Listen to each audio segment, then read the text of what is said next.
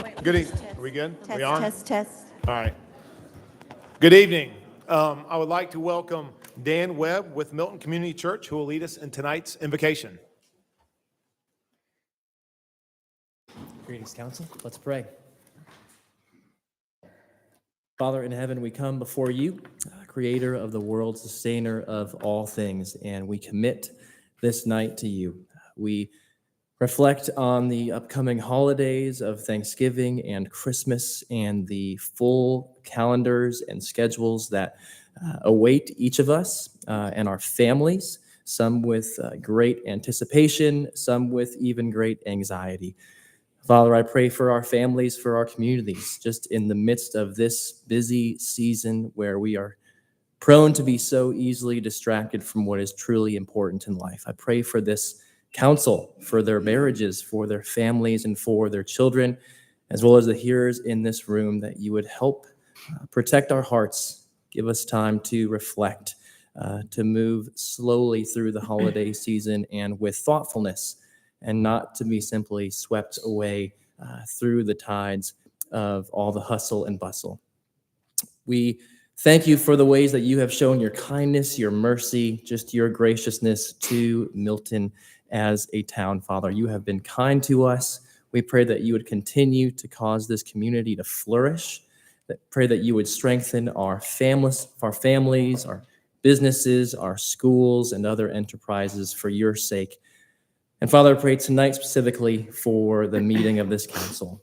Would you be in the conversations, the dialogues, even the minute decisions and logistics, that each decision made here, each conversation would strengthen our community, would build stronger families, and bond us together in even a more intimate sense of community and true relationships, again, in light of the holiday season. And we ask all of this in your name.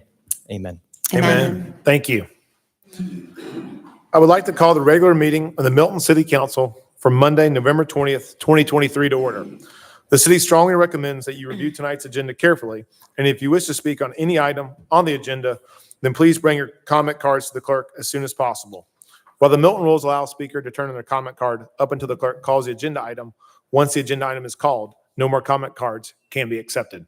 Will the city clerk please call the roll and make general announcements? Good evening, Mayor and Council. Before I call roll this evening, I would like to remind everyone in attendance to please silence all cell phones at this time. Those attending the meeting who would like to make a public comment, you are required to complete a public comment card and submit it to the city clerk prior to the agenda item being called. If the agenda item has been called, then no other comment cards will be accepted. All speakers, when asked to the podium, will identify themselves with name, address, and organization before beginning their comment. If you are representing an organization, a notarized affidavit is required stating you have the authority to speak on behalf of that organization. Please review tonight's agenda, and if you would like to make a public comment, please bring your cards to me now. Demonstration of any sort within the chamber is prohibited.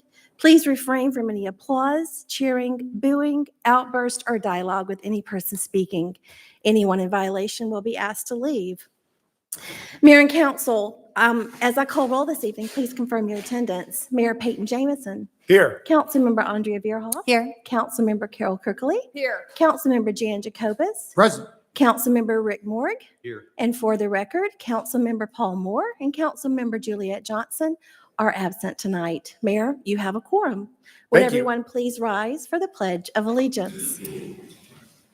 I pledge allegiance to the flag of the United States of America and to the republic for which it stands, one nation, under God, indivisible, with liberty and justice for all. Okay, next is the approval of the meeting agenda. Real quick, how many public comment cards do we have, city clerk? 10. 10? I'm All right. sorry, 11. 11 public comment. Okay, with that, I will ask council if we can move reports and presentations, agenda item 7A to before general public comment. And I would like to add an executive session to discuss personnel, land acquisition, and potential litigation. Do I have a motion on that? Mr. Mayor, make a motion that we move agenda item number 7A up before public comment, and add an executive session. Second. Okay, I have a motion from Councilmember Cookerly and a second from Councilman Jacobus to approve the agenda item as amended. All in favor, please say aye. Aye. Any opposed? That's unanimous. Okay. With that, we will go straight into agenda item 7A. So, Mr. Mayor, forgive me for a point of order. Y'all just approved the agenda. I really believe that the public hearing related to that winery needs to be moved December 18th. That's 9A. So let me, On the agenda, okay. Absolutely. Got it. Yeah. Let's go because ahead we and get there, it's on the agenda, then I know a lot of I good can, people are I going can to be. amend that. What numbers? Oh, here's public hearing A. I'll move it deferred till December 18th. Let me explain. Yeah, and that's right. And let me explain why. Okay. This is the public hearing related to the winery. This is an application for sort of the alcohol component. And I've received some input from staff. And I've got to make a determination as to whether or not I believe this property has the appropriate land use permissions to even have an alcohol license. And I have not made that decision yet. And I'm not going to be in a position to make it until I receive some feedback from the applicants themselves. There are some information that I need from them to know whether or not I believe they have a entitlement to operate a winery. I'm not saying they do. I'm not saying they don't. I'm saying I haven't made that decision yet, and I need to make that decision before the council has the right to even vote on a winery. And so I am requesting that 9A be deferred to 12/18, and that deferral needs to occur right now. This will not be on the agenda this evening because Okay. it's not ready to be on the agenda this evening as far as the actual public hearing. Now, folks are in the gallery and want to approach this council during public comment to speak about this, they can do that, but there will not be a public hearing on this. There will be a public hearing on December 18th, assuming, again, forgive me, but assuming I'm where I need to be with my conclusion, because I want to get this right. Okay, fair enough. I'm going to restate the agenda items to be moved, and then I'll open it for motion. Is that okay? Yep. All right. Okay, so council, I would like to move agenda item 7A before public comment. I would like to defer agenda item 9A to the December 18th council meeting. And I would like to add an executive session to discuss personnel, land acquisition, and potential litigation. Open up for a motion. Open it for motion. All right, Mr. Mayor, I move that we move 7A proclamation before public comment. We also defer public hearing 9A to December 18th and add an executive session for personnel, land acquisition, and legal. Second. Okay, I have a motion from Councilmember Cookerly and a second from Councilmember Jacobus to approve the agenda as amended. All in favor, please say aye. Aye. Any opposed? Okay, that's unanimous, and we'll go into 7A. Before, Okay. can I just confirm that the one comment for 304, can I move that to general? Yeah, so somebody was speaking on the public hearing. Yeah, if they're here and if they want to speak about that topic during the public comment, they can do that. They don't have to, but if they want to, but they will have another opportunity on December 18th to do the same. So that's up to them. Okay, thank you. Mayor, item 7A. Bear with me. Juggle my papers here. It's a proclamation recognizing Nothing Bundt Cakes on their 10-year anniversary of serving the Milton community. Mayor Jameson? Thank you. So this is an absolute honor to recognize Gloria and Sergio for all that you've done in our community. I've known them for a very, very long time, ever since you opened your business. And I see the chambers here and everyone's here that has supported you along the way. And so it is an honor for me to read this proclamation for you. So this is a proclamation celebrating the 10th anniversary of Milton's Nothing Bundt Cakes. Whereas Nothing Bundt Cakes is a national company with a down-home feel with cakes handcrafted at local bakeries. And whereas one of those bakeries is off of Windward Parkway in Milton, having been opened there in December 2013 by co-owners Gloria Mattei and Sergio Pacheco. And whereas their new Milton location was then the second Nothing Bundt Cakes franchise in all of Georgia, meaning they had to introduce a whole new concept and attract residents. And whereas they did just that by building a strong, loyal, satisfied customer base who for years have enjoyed and celebrated countless special occasions with their customized cakes.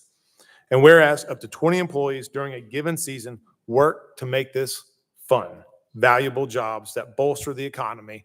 And whereas Pacheco and Matei have also immersed themselves and their businesses in the Milton community. And whereas this includes involvement with schools, nonprofits, and Lionheart Works, a vocational training program for young adults with autism and other neurodevelopmental differences.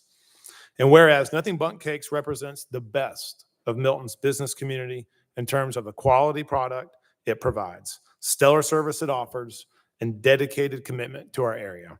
Now, therefore, we, the mayor and the city council of the city of Milton, celebrate the 10th anniversary of Milton's Nothing Bundt Cakes franchise, given under my hand and seal on the city of Milton, Georgia, on this 20th day of November 2023.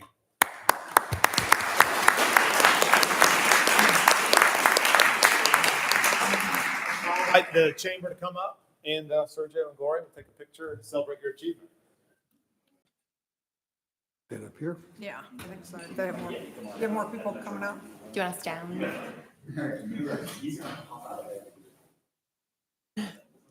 Push your chair. Is there a little cupcake somewhere? Gary, you know it? Yes. Okay. Oh, okay. Got it.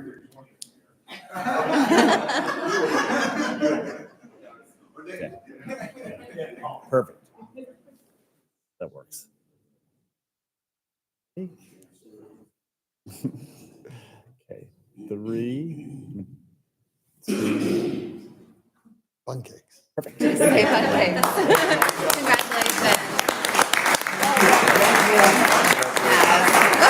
Thank you. Thank you very much. Very happy. I love your product.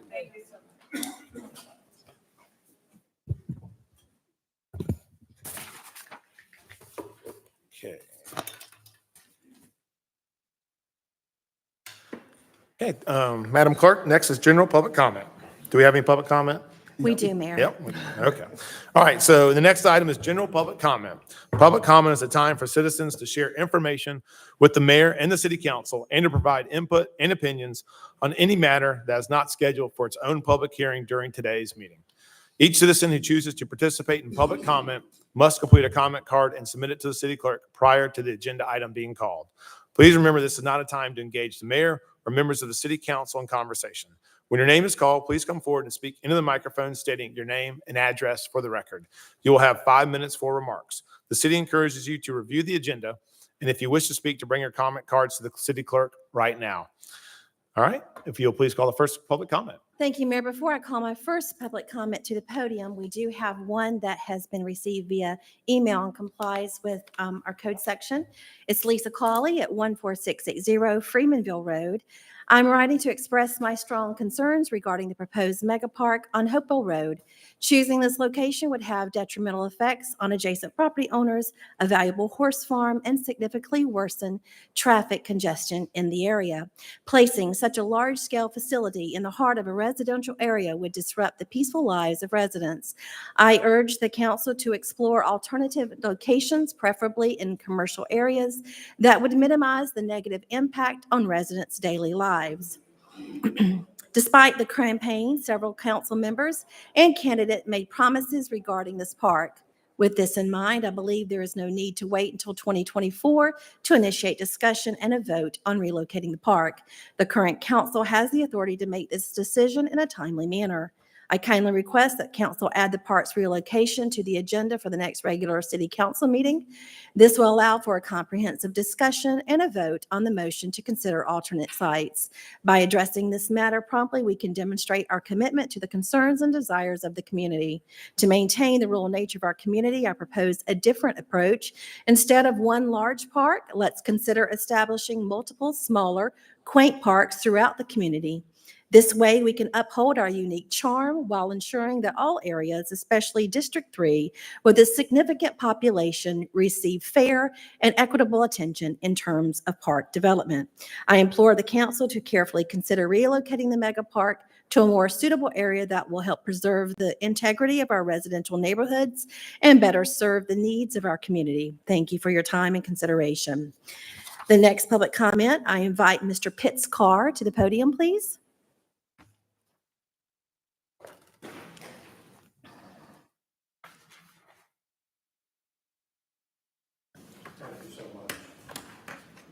My name is Pitts Carr. I reside at 13515 Willow Bank Lane in Milton. Am I good to go? Yes, sir. My wife Julie and I recently learned of the plan by the city to build a new multiple acre park adjacent to Hopewell Road, very near our home on Willow Bank Lane. To say that that is and was a shock is a considerable understatement. Presently, there is a huge park operated by the city of Alpharetta, 30+ acres, 1/2 a mile away from the proposed new park. That seems to make no sense to me. It's also a few hundred feet from the rear portion of our property. As I hope you know, that area of roadway is one of the most densely traveled roads in this entire community. It is under constant bombardment by automobiles, school buses, ambulances, heavy commercial vehicles that rumble all day and night on a constant basis. This appears to us to be a terrible waste of the city's resources and a terrible idea. It is inconceivable that any possible rational basis for this boondoggle exists. Further, we are already bombarded in our community by the incessant noise coming from North Park. There is a seemingly endless supply of ball games of every sort, particularly on the weekends. Other than that, the park is virtually deserted 5 days out of 7. So I go ride my bicycle at the park. I don't have to worry about getting hit. So it's just, I cannot imagine we're going to start another park that big, so close to the one that is already there. We very much appreciate your service. We know that some of your members are in compliance or support us on this. It is hard for us to imagine that any of you would consider this, given what it will do to the further degrading of the pastoral environment of our neighborhood. More noise, more traffic, more just about everything that we don't need any more of. Thank you for your attention to this, and I'm happy to answer any questions if you have any. Thank you, sir. Public comment's a time where you speak to us and we don't go back to you, but we'll probably make a comment towards the end of public comment. So we appreciate it. Thank you. Great. Thank you. Hey, will you please call the next speaker? Yes, Mayor, I invite Claire McGuffrey to the podium, please.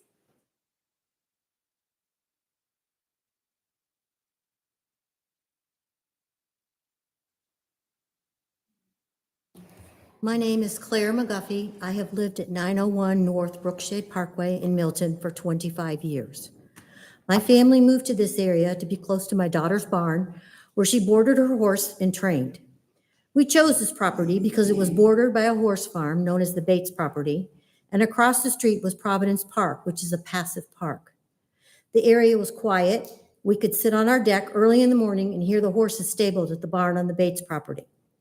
Consider finding out that the property directly behind your backyard was decided in secrecy by the city to be a mega sports park with 4 baseball fields, 3 multi-purpose fields, concession buildings, and a car lot large enough to hold 400 cars. Would you vote to put this in your backyard? No, of course not. We learned about this decision when we saw orange tape marking our property line. Where's the transparency? We later found out that the city council, all of you, voted to buy the property to put a mega sports park in place without even walking the property, much less trying to understand the adverse impact this would have on our community. I'm concerned about the security, as now it's public property, and anyone can enter anytime, day or night, and walk into my yard. I'm concerned about the light pollution, the noise pollution, and the traffic. We've heard nothing about how the city plans to control any of these issues, nor having any given thought to the adverse impact this will have on our property values. Certainly, this will be the first domino to fall. If you know anything about horses, you will understand that a training barn cannot exist next door to a sports park of any size. What do you think is going to happen to the 3 or 4 horse farms adjacent to the mega sports park location? They will sell, and developers will build more neighborhoods, which turn into more traffic and more noise. This is the first domino, and before long, Milton will no longer have any horse farms. No longer will this be an equestrian community. For what? So more organized, for-profit sports organizations can grow and prosper? Why are 4 sports organizations supported by the citizens of Milton? Why are these organizations more important than the equestrian community?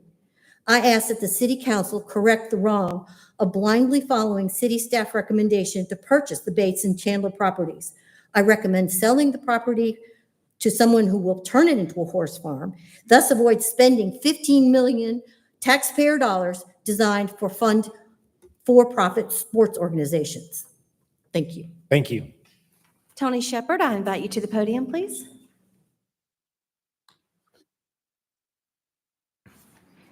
Good evening, Tony Shepherd, 710 Nettlebrook Lane. I've lived in Milton before it was Milton. We moved here in 2003, and I've even served on one of Milton's many boards that you have here. And when I heard about this situation with the park, it kind of made me sick. My daughter's ridden horses, for 20 years. We've had horses in the area. We've kept them at Yellow House right there on Hopewell. We still even have a horse today on the property directly across the street where this proposed site is going. And, the more I think about it, I look up at our logo, we've got a horse on it, we've got horse fencing on it, and it kind of implies that, that's kind of what we're after in our community. I think about the rural view shed. When I look at the main roads in Milton, you look at Birmingham, you look at Freemanville, and you look at Hopewell, and you go down those roads, and really what you see are horse farms or farms. You don't see sports fields. You don't see that. You see those things on the periphery of where we are. So when I thought, about what could happen at a sports park, I'm thinking about Will's Park in Alpharetta. One of the things they do there, they shoot fireworks, and that's one of the absolute worst things that could ever happen at a park around horses, because horses and other animals are extremely sensitive to that type of environment. So we've got, I guess since 2019, 200 plus acres of land have been purchased by the city. And I would just think that there's more suitable areas that we could look to put a large park. As the previous speaker mentioned, the amount of traffic that exists up on Hopewell now, so much so that we're having to put roundabouts, multiple roundabouts on that road. So I would just ask that we either look at exploring, extending our agreement with Alpharetta to utilize their parks, or as the previous person said, the parks are largely unused for, 5 of the 7 days, maybe explore that. But I would just ask that we get this on the agenda. We have discussion about this, and you make a wise choice and keep Milton's rural view sheds rural. Thank you. Thank you. Will you please call the next speaker? I invite Ben Leonard to the podium.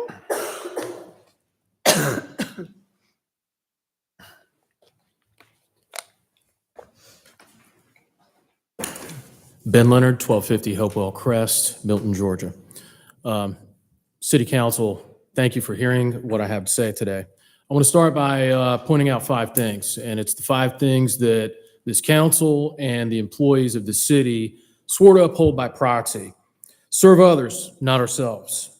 Treat resources with efficiency and economy. Treat all people fairly. Use the power of our position for the well-being of our constituents. And finally, create an environment of honesty, openness, and integrity.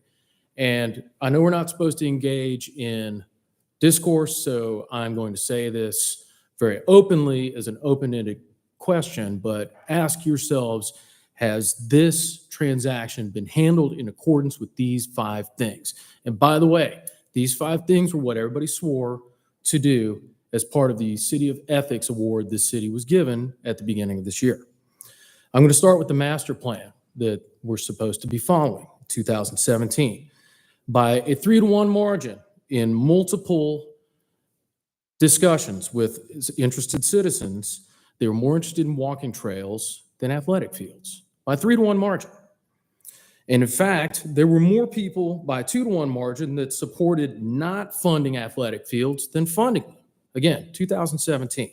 This is the plan we're supposed to be following. Park equity was a part of the master plan. Park equity meaning geographic diversity. And if you look at page 61 of the master plan, it has a map of the city of Milton. Every active park, if you bisect the city, is in the lower third to 1/2 of the city. The upper third 1/2, the northwest corridor, has a lot of nature space, no active parks. Speaking of space, if we put in not 1, but 2, because there's also been a city purchase of 7 acres off Bethany Bend Road that's going to be used for an indoor facility, we will have 6 active facilities in 1 square mile. Let's think about that. What is that going to do for traffic?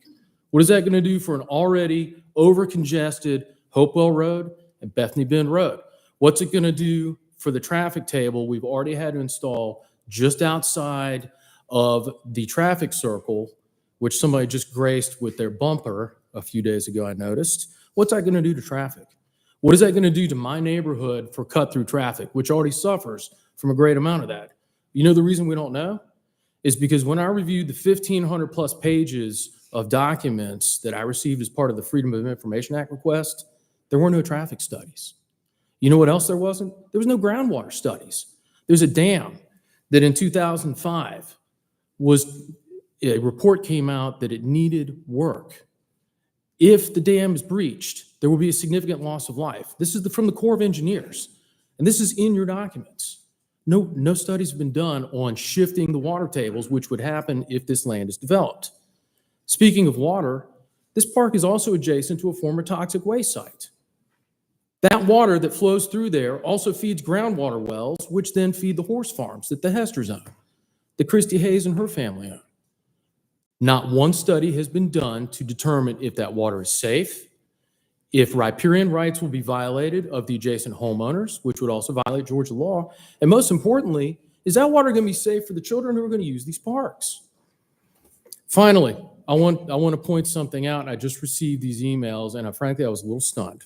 I sent a letter on June 9th to the city making many of these points, and nobody reached out to me from the city, not one. But shortly thereafter, comments were made. We have no definitive plans. Yet the same day, June 9th, one city employee, Tom McLevine, was emailing back and forth with the owner of a for-profit baseball tournament. He had already been out to the site. He had already gotten schematics, and this had been going on for weeks. So I ask you, all of you, are the 5 things I pointed out, have they been adhered to? We've been through a bruising political process, a bruising election. A lot of mud has flown. Does this need to be added to it? Is this in accordance with the 5 things that we here at the city have sworn to uphold? Thank you for your time. Thank you. Mayor, I invite Chris Hayes to the podium, please.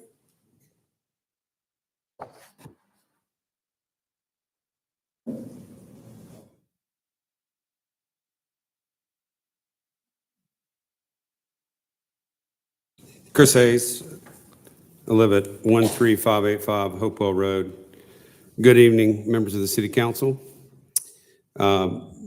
As was previously addressed, we live directly across from the park that you're wanting to put this mega park in at.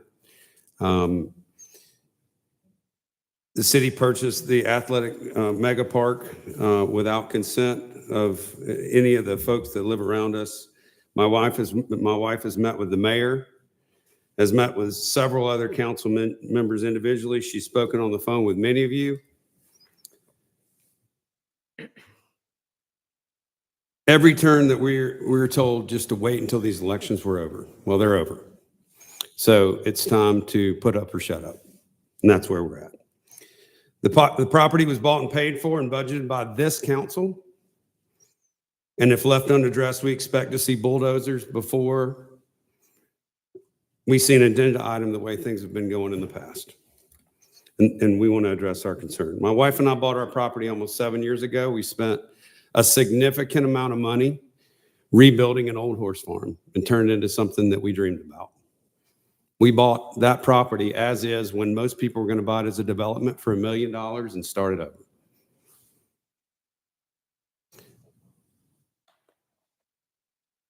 To escape, one of the reasons that we left Alpharetta, where we lived for 17 years, and we have a lot of dear friends there, was to escape the overdevelopment, the overcrowding, the never-ending traffic. And we chose Milton for that same reason right there. Keep Milton, Milton. What everybody on this council swore to do. We want to keep Milton, Milton. And those 5 agenda items that were spoken about previously, I would adhere to that as well and say, you should look yourself in the face and see if you're agreeing to those 5, or you're honoring those 5 principles. November 13th, at the November 13th work session, it was stated that the number one goal of the community development the Community Development Strategic Smart Plan Land Initiative is to establish Milton as a location of choice for equestrian hobbyists and preserve the farm lifestyle that contributes to the city's unique sense of character. So imagine our surprise when we discovered that the city's plan to build an athletic complex on the horse property we didn't even know was for sale, was never put on the market, sits directly across the street from our property and next to another significant horse property right next door. The planned complex, even scaled down due to the unsustainability of the land, will make our property and the adjacent horse properties both unlivable and unsellable. The city spent $4.5 million buying these properties. The 2017 Comprehensive Parks and Recreation Master Plan specifically states that the site selection for a sports park, and let me be clear, is preferably streets on 4 sides, 3 sides with school or municipal use on the 4th side. The proposed park along Hopewell Road on the Bates Hudson property would have a single entry point and exit point, single, of an already congested Hopewell Road. If the original plan of the 4 lighted baseball fields and 3 lighted football fields is scaled back, the usable acreage would leave absolutely no room for buffering the lights and noise for adjacent neighbors along Hopewell Road, in the Brookshade neighborhood and the Cooper Sandy Farms neighborhood. This park would be an eyesore and would cause the demise of not only significant horse farms around the property, but the 2 adjoining properties as well, all without any modification or property owner input. Not only am I here tonight to voice my opposition to the mega park, I'm also here to point out the obvious disparity and hypocrisy of how this council operates. Let's start with the properties Milton recently purchased with green space funds. During the city council work session on November 13th, when discussing green space, the mayor specifically said on 3 occasions how important it was to communicate with residents that are going to be affected by the green space so they're aware of every step in the process and they don't miss a meeting. But the city can purchase land, build a minimum 4 lighted baseball field, restrooms, maintenance buildings, parking for hundreds of cars, and we're simply supposed to let that happen. Unlike the continuing narrative that has been decided, there will be a robust community involvement in this action. Almost a year has passed, and other than residents alerting other residents about this athletic park, most Milton citizens are still dark about the city's plans. I respectfully ask that you put the park to a vote, either turn the property into a passive park or sell the land and relocate the park. Thank you. Will you please call the next speaker? I invite Rick Bach to the podium, please.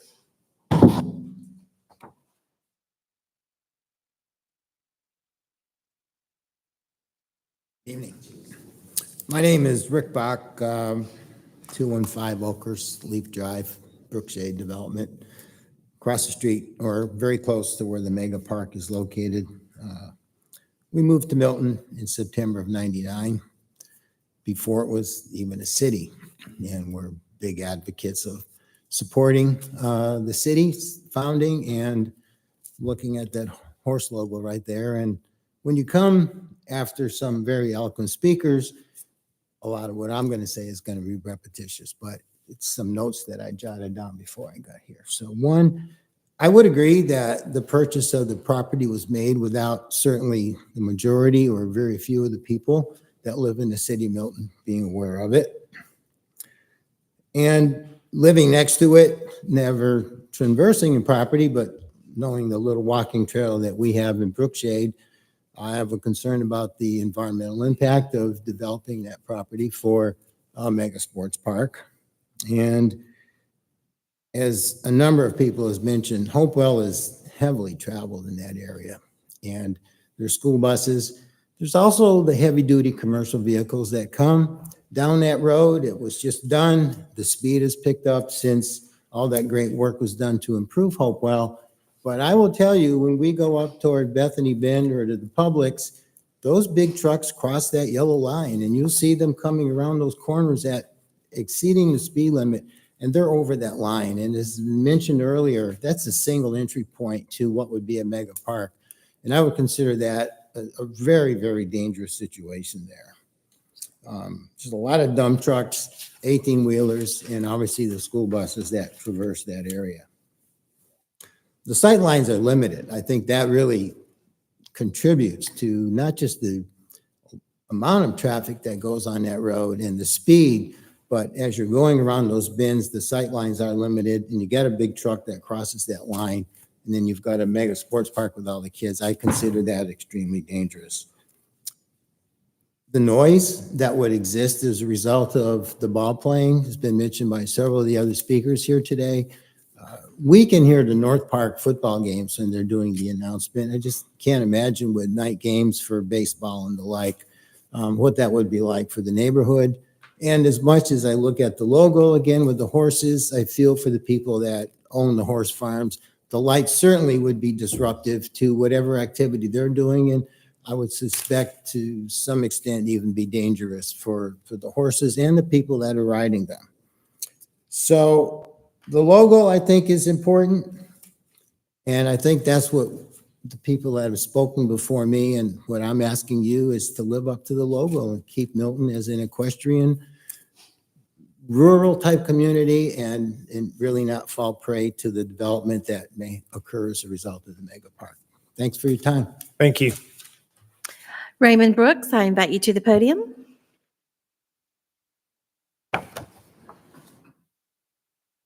Mayor, members of the council, I'm Raymond Brooks. I live at 2390 Sandy Creek Farm.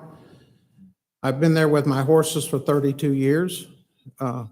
We still have horses that people can actually view and represent the emblem that's up there.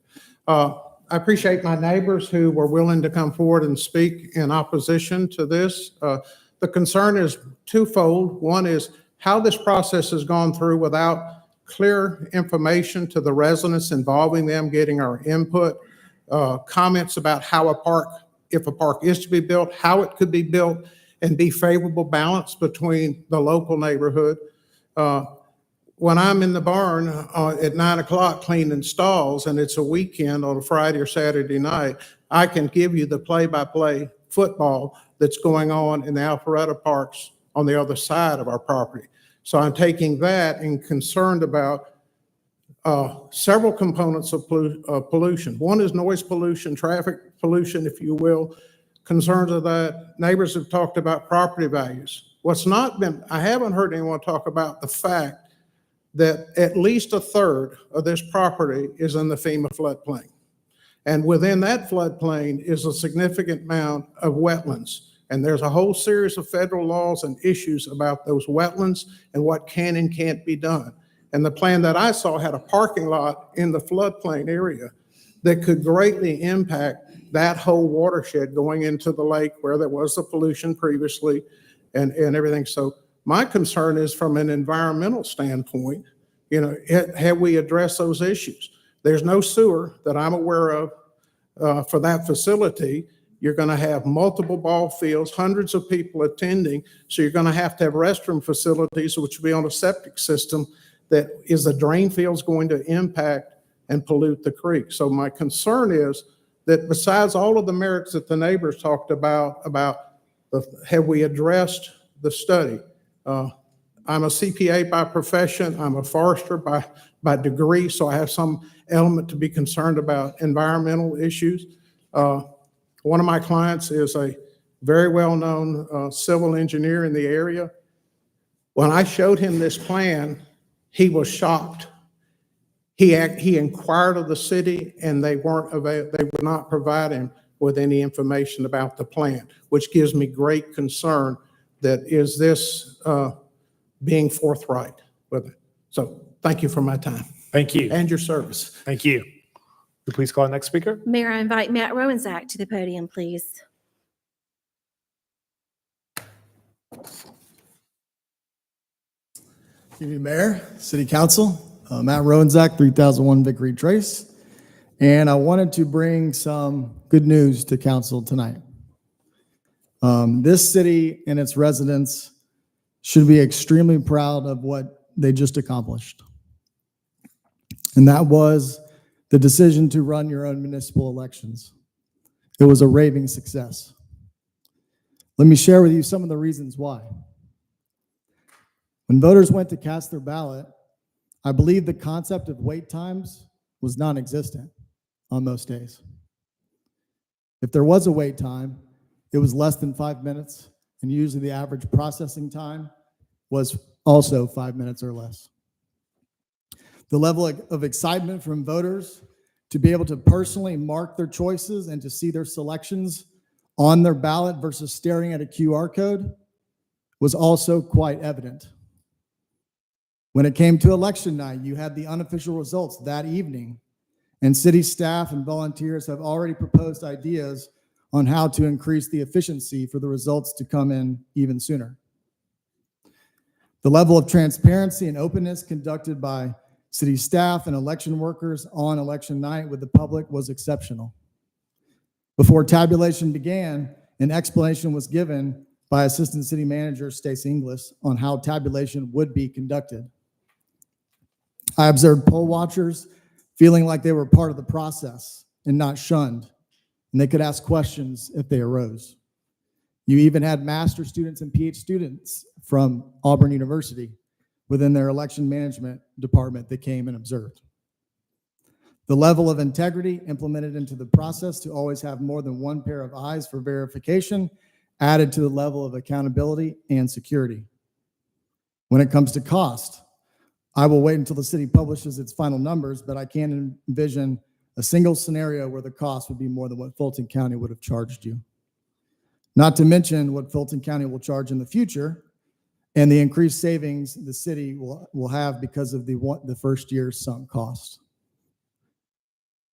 Secondly, having real stakeholders, your residents in the local community, work this election also had a positive impact because when folks had concerns or feedback, they got a much more responsive time compared to temp workers who usually do not live here.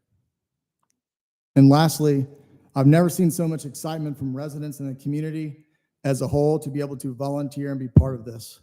I personally witnessed one lady during training said that she felt like she was a celebrity. And I do have to say, one council member not that long ago proposed that you go back to Fulton County. That was you, Ms. Cookerly. Here's what you might have ended up with if you did that.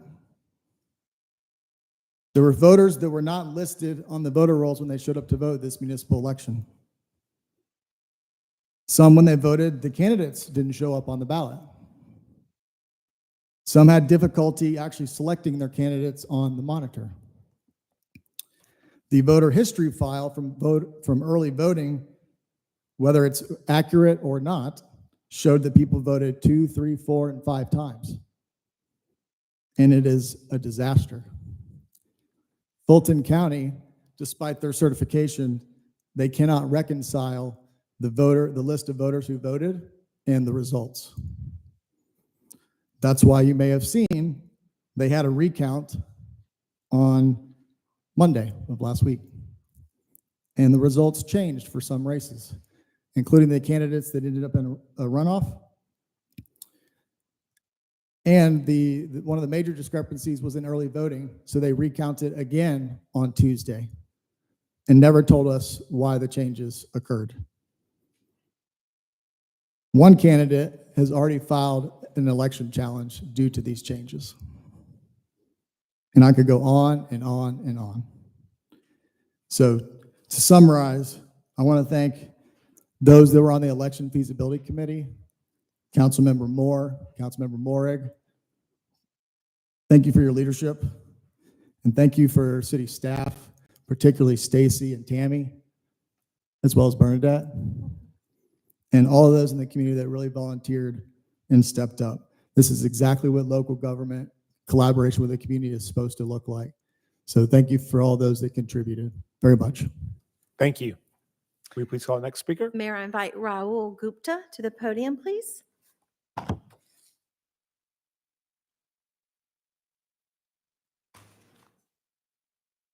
Good evening, councilmen and women. How are we doing?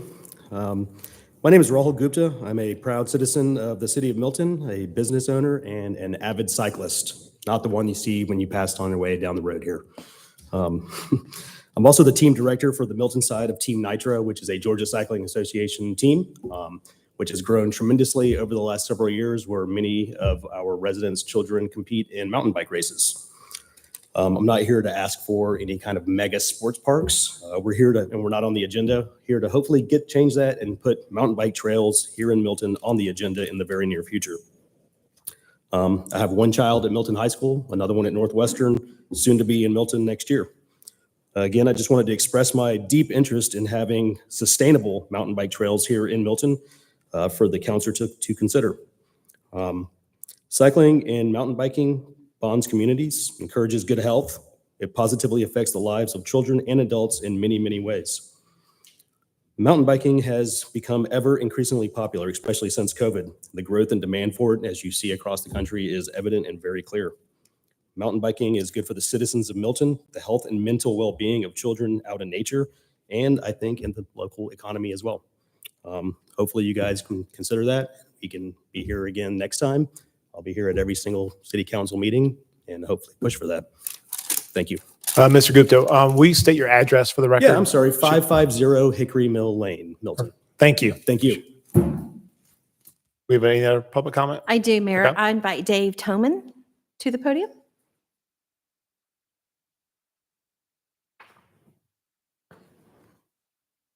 Hi, my name is Dave Thoman. It's 910 Dunster Court. I'm in support of Nitro. And basically, just to add a little bit to what Rahul said, I am the head coach for Milton High School mountain bike team Nitro. And for any future green space, I would like to also put in that the future trails would be for walking. It would not be a sports complex, but also for mountain biking. It's a growing sport. We've gone from 700 kids in Georgia to 1,400 in the past 6 years. So having a place where our team could practice would be great to have. Other cities such as Woodstock have their trails. We currently practice in Roswell at Big Creek. So having something here local for our team and also as an open park would be great for the community and would not be a sports complex, but keep it as a green space. Great. Thank you. Thank you. Holly Henderson, I invite you to the podium. Hi,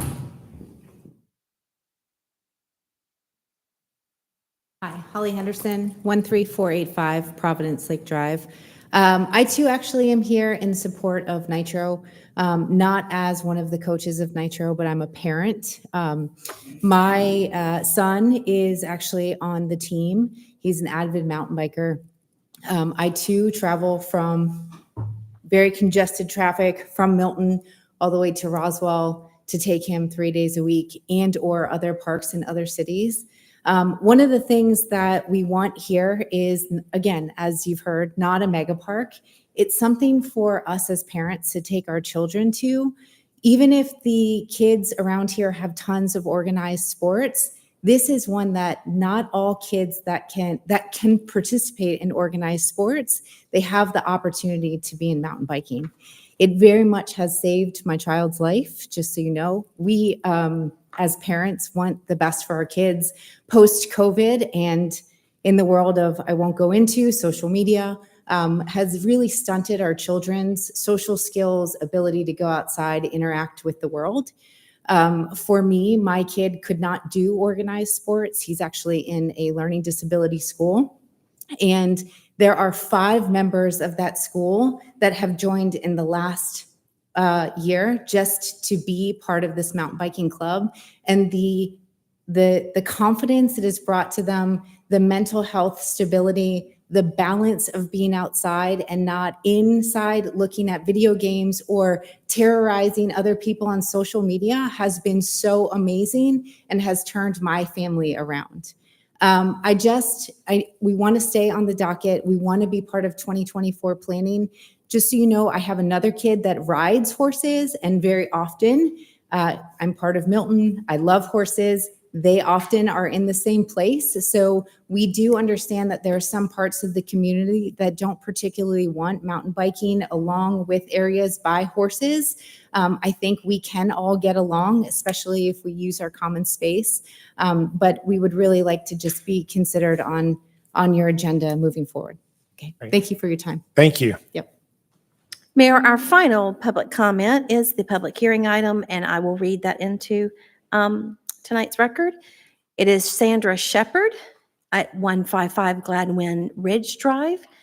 And the comment is, this address is in the middle of neighborhoods with families and children. Milton has grown over and above what many who moved here imagined. It's no longer the peaceful area it once was. This business will bring traffic, noise, and lights throughout our neighborhoods. And Mayor, that concludes general public comment. Perfect. Thank you so much. Okay, we will move on to the consent agenda. Will the city clerk please sound the items? The first item A is approval of the November 6, 2023 regular city council meeting minutes. Agenda item number 23299. B is approval of the November 13th, 2023 work session meeting minutes. Agenda item number 23300. C is approval of a services agreement with Freeman's Tree Care, Inc. to provide tree removal services at Milton City Park and Preserve and Bell Memorial Park. Agenda item number 23301. D is approval of a professional services agreement between the City of Milton and Columbia Engineering and Services, Inc. for on-call land acquisition services for public works projects. Agenda item number 23302. Our final consent item E is approval of subdivision plats and revisions. The developments Elva and Eduardo Flores at 13400 and 13420 Providence Road, land lot 961 and 962, District 2, Section 2. It is a minor plat revision, and the purpose of this plat is to move the common property line between track 1 and 2 to correct a driveway encroachment, a total of 3.856 acres with a density of 0.52 lots per acre. Agenda item number 23303. Mayor? Thank you. Do we have a motion on the consent agenda? Mayor, make a motion that we approve the consent agenda as read. Second. Okay, I have a motion from Councilmember Jacobus and a second from Councilmember Verhoff to approve the consent agenda as read. All in favor, please say aye. Aye. Any opposed? That's unanimous. So we'll move on to reports and presentations. Will the city clerk please sound agenda item 7B? 7B is presentation on City of Milton earning a National Voice of the People Award for outstanding civic engagement. Our communications director, Mr. Greg Botello.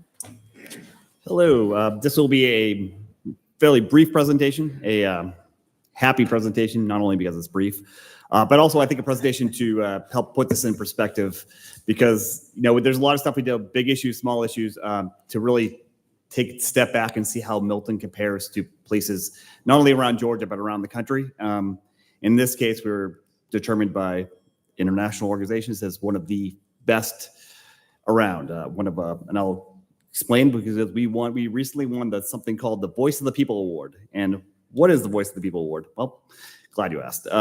It's the only nationally recognized award given to local governments based on resident input. I'll talk a little about National Community Survey. That's one of the inputs here. But it reflects how a government creatively, effectively engages the public, then uses citizens' input to inform decisions.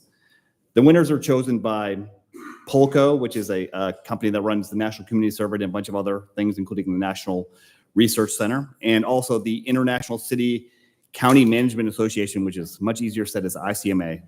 Just for context, this award was given out at the 109th annual conference of ICMA. So this is not a new entity. So we've been around for a while. So, and we compete against governments, city governments and county governments of all sizes. So I'll go into that a little more, but probably one of the entry, we were actually nominated for 2 categories, but one of the determining factors is how we compare to other communities.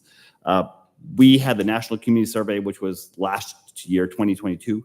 And just, again, to put it in context, that some of the highlights from that, compared to hundreds and hundreds of local governments around the country, we were ranked in the 97th percentile in customer service by city employees. Again, something we should be proud of, and 90th percentile in confidence in city government.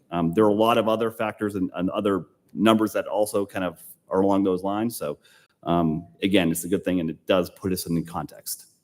So in terms of this year's honorees, so there are 14 Voice of the People Award honorees overall. They, as you can see from this map, they're from across the United States, from upstate New York to Southern California. There are small communities in some big cities. So we're in the same categories as someone like Denver, Colorado, or Scottsdale, Arizona. I think that's, and this was based off of not only that official nomination, we were in 2 categories. The other one was public safety, but also in terms of how the different initiatives and things like that, and thinking outside the box to try to get the word out on certain things. And this was awarded at the ICMA's conference in Austin, Texas in October. Unfortunately, we couldn't make it here, so that's why we're kind of doing this today, to kind of celebrate that way. So just as a quote that was in a press release from the one of the CEO of the Polco company, these amazing communities are national models for taking on pernicious problems in government. It's why the BOP awards are so important. These organizations are making the blueprint to better democracy in an era of profound transition. Again, this is not always easy. It's sometimes messy, but the fact that we're being held up as a standard, and we are certainly not alone in our challenges, but I think we're trying hard. I get to tell you that. So, and I'm just going to really briefly touch on ways that we engage the public. And again, this is not just my department, but there's a lot of things. And it's everything from kind of more technology, from leveraging technology with live polling, interactive maps, social media. We do a lot of online surveys and other sorts of surveys. We also have, web pages, things like that. We also try to have kind of old-fashioned ones, like having the public forums, like some of the green print initiative forums we had, and we had people wandering around Rome looking at the maps, adding their 2 cents in. That's very conscious. Also, you could see some of these election things, that old-fashioned signs, flyers, ads, guides, cards, things like that, people can actually tangibly see. That's part of it too. And also it's also, as much as we can, explaining things in ways that people understand. A lot of times government just will throw a big fat packet of 700 pages of something and ask people to read through them. We try to actually make it so people can digest it as much as we can, and also having the opportunity to share opinions like we saw tonight. That's part of the process, and that's something we embrace. And I'm going to kind of segue to, I think, we won in one certain category, I think, that exemplifies this as much as anyone else, and that's our public works projects, especially our transportation. So we were nominated for public safety and also transformation and mobility, which is a fancy way of recognizing how we go above and beyond to connect with, acknowledge, and act on residents' concerns related to how drivers, pedestrians, equestrians, and bicyclists get around Milton. You could very simply have these things at a council meeting, say, come on up and just tell me what you think, but we try to go above and beyond. We have, the last year or so alone, we had the comprehensive transportation plan, which had all those things I mentioned and more, in terms of outreaching people in person. The local road safety plan also had in-person ads and things like that.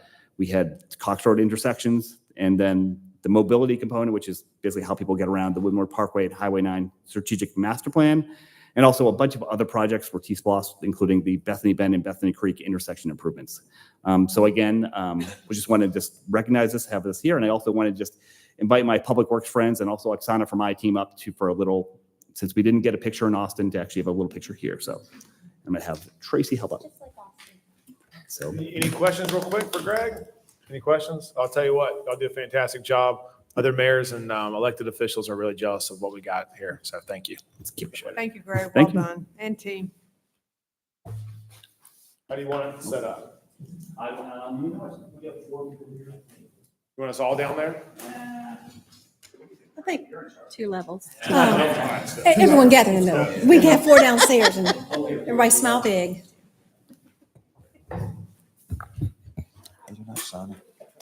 Well done. Get in there, get in there, get in there, get in there. I guess the job offers are. Please make sure you get the full picture, ma'am.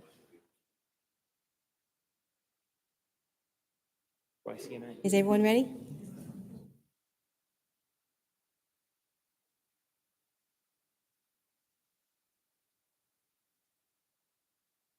Thank you. Awesome. Thanks, y'all. Thanks, guys.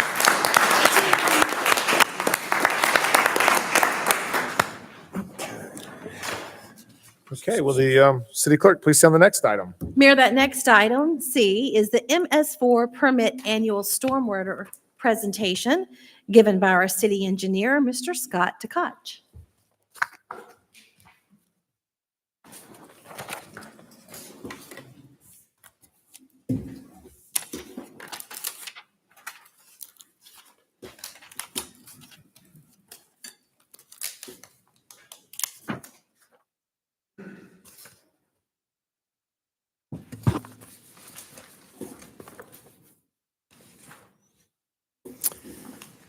Good evening, Mayor and City Council. I'm Scott Takach, your city engineer, and I'm here this evening to provide an update on the annual NPDES Detection and Elimination System, or NPDES Municipal Separate Storm Sewer System, or MS4 permit. I want to apologize in advance for all the acronyms I'm going to use this evening.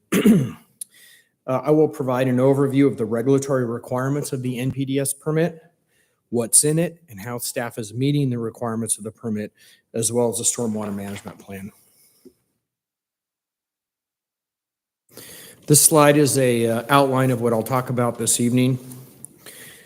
The annual reporting is a requirement of the Environmental Protection Division, and the Georgia State EPD issued municipalities a new permit spanning 2023 through 2028, and they issued that in early 2023. Staff completed a revision of the old stormwater management plan with several new SOPs that are included as appendices detailing how inspections are done, how plan review is conducted, those types of things. There was a lot of work that went into that, and I want to give out to a gentleman, Josh Rogers, in Public Works, that completed a lot of that work. It was a tremendous effort. Under the regulatory requirements, in 1972, Congress passed the Clean Water Act, which is what regulates the NPDES permit, and it deals with illicit discharges of industries as well as municipal stormwater runoff. And fun fact, the Clean Water Act is 51 years old this year. There are 2 types of permits, a general permit, which covers a large geographic area like a city or a county, and then there are individual permits, which covers things like wastewater treatment plants, manufacturing facilities, and other types of municipal facilities. It regulates stormwater conveyance systems that are owned and operated by a city or a state. So basically pipes, catch basin manholes, ditches, retention, detention ponds, and water quality treatment facilities.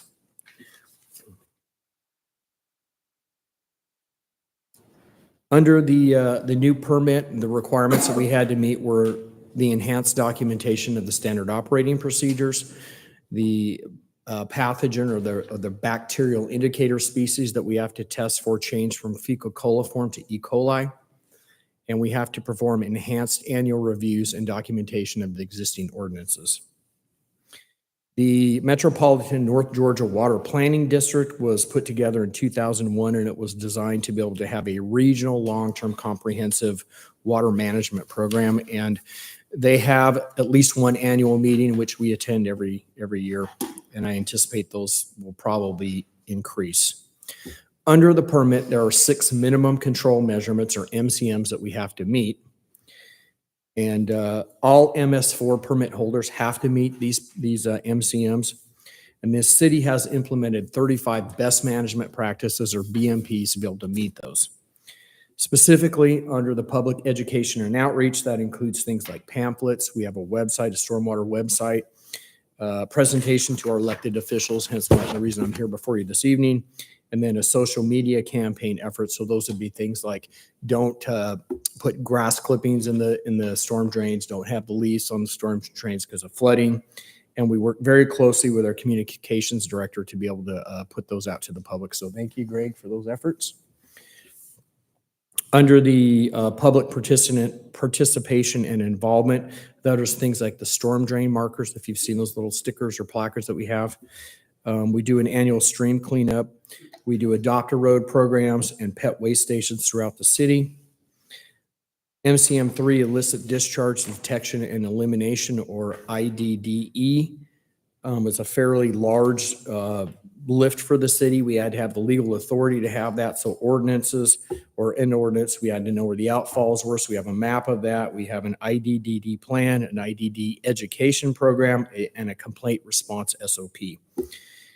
Under MCM4, that's the construction site stuff. Again, we had to have a ordinance for that. We had to have SOPs on site plan review, site inspections, enforcement procedures, a complaint response, and staff certification. Community development predominantly implements and manages that. Under MCM5, we had to have post-construction stormwater runoff control. Again, we had to have an ordinance for that, an inventory inspection program, a maintenance program. We had to have a green infrastructure LID program that included inventory, inspection, and maintenance. We also have an ordinance that deals with that.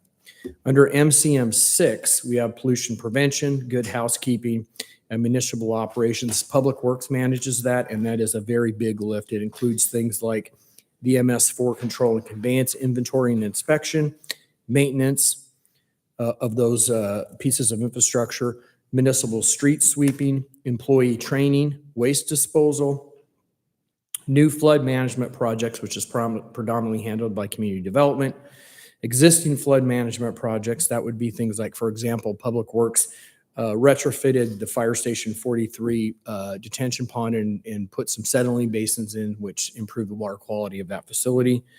We also had to have municipal facility inventories and inspections, and Josh does a lot of that work for Public Works. The city also has a revised stormwater management plan, as I previously indicated. It's a fairly hefty document. It's about 50 pages. In addition to the 6 minimum control measurements, as I had mentioned, that are managed through the 35 best management practices, we also have an enforcement response plan as well as requirements for water quality monitoring of impaired waterways. The enforcement response plan details actions to be taken for violations of the stormwater management plan. So those are things like the illicit discharge and detection and elimination system, soil erosion and sediment control, commercial on-site stormwater systems, as well as debris and waste control, and we have environmental ordinances to deal with that. Under the impaired waters, the city entered into a memorandum of understanding with Fulton County in October of 2022 for the county to conduct the stream water monitoring. So that would be LT1 under the county's monitoring program, and they monitor specifically for habitat and biological monitoring or bacteria. They also take a look at macroinvertebrate populations, which is water insects, which are a great indicator species of water quality. They look at fish samples, water quality testing, stream reach assessments, and stream velocity profiles.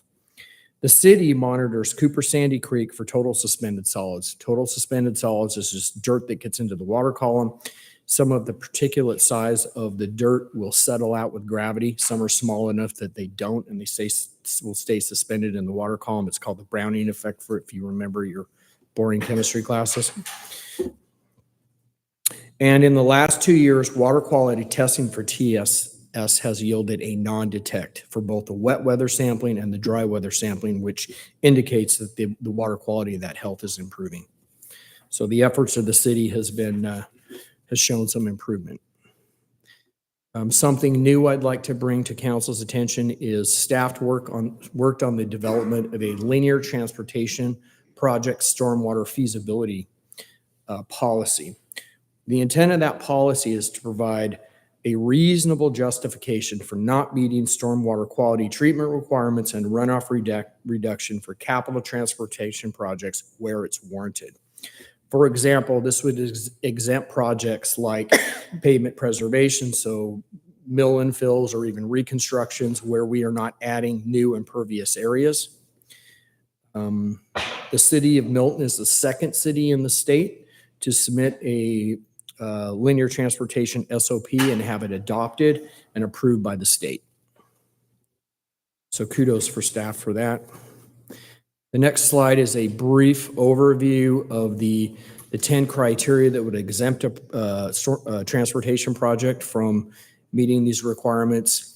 Under the major infeasibility categories, we have pavement management, project costs, roadside landscaping and sidewalks, emergency safety projects, and a net decrease in impervious area. Under the minor infeasibility category, that would be impacts to environmentally sensitive areas, so things like wetlands. We're not going to go in and pave over a wetland. Cultural community impacts, that could be things like graveyards. Site limitations, those would be critical areas, so maybe steep slopes, or if we had a granite outcropping that would be cost prohibitive to be able to put in a new road. Legal actions, that could be anything from eminent domain to the city being sued, and then a sheet flow regime. Under that policy, our consultants are required to fill out a form that the city has generated, and it goes to the Public Works Director for her review, and then she signs a justification letter, and that goes into the project file. And if we're audited, the state will take a look at that. And then finally, I'd like to bring to council's attention that staff has been working on developing a stormwater improvement program similar to what we've done with our transportation improvement program. And the intent there is that we want to develop scopes of work, conceptual cost, scheduling for design, right-of-way and permitting by phase, and identifying potential funding sources for the projects. And this is a map that shows the major projects that we've already identified. And again, we're working on putting those scopes and costs together. And I appreciate council's time this evening. I know this is dry material, so I tried to make it brief. And I would like to open it up for any questions or comments. Any questions for Scott? I have a few. Yep, Councilman Cookerly? Hi, Scott. Thank you for this, very comprehensive. So years ago, we worked on ARC's stormwater program, especially drainage, off the roadways, et cetera. And we found that the success is only as good as the communication with the landscaping crews. And with so many of them speaking Spanish, do we have a Spanish version? And are we meeting with all the different companies that do business within Milton of the logo or the decal that you're going to put out? Mayor, Councilwoman Cookerly, I'm not aware that we meet with them individually. I appreciate the comment. I think one of the things that we can do is ensure that we have a bilingual element on our website to be able to reach out to those people.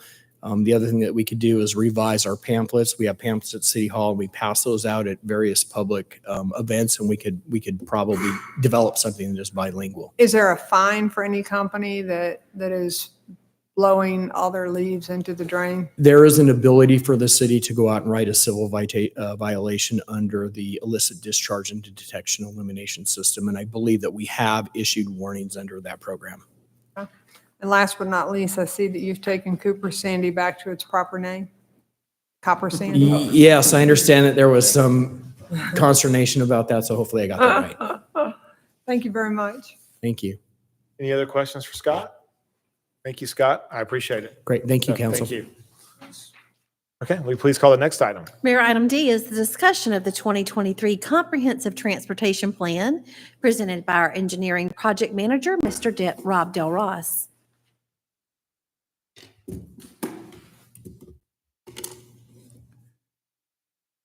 Good evening, Mayor and Council. Give me 1 second to pull this up.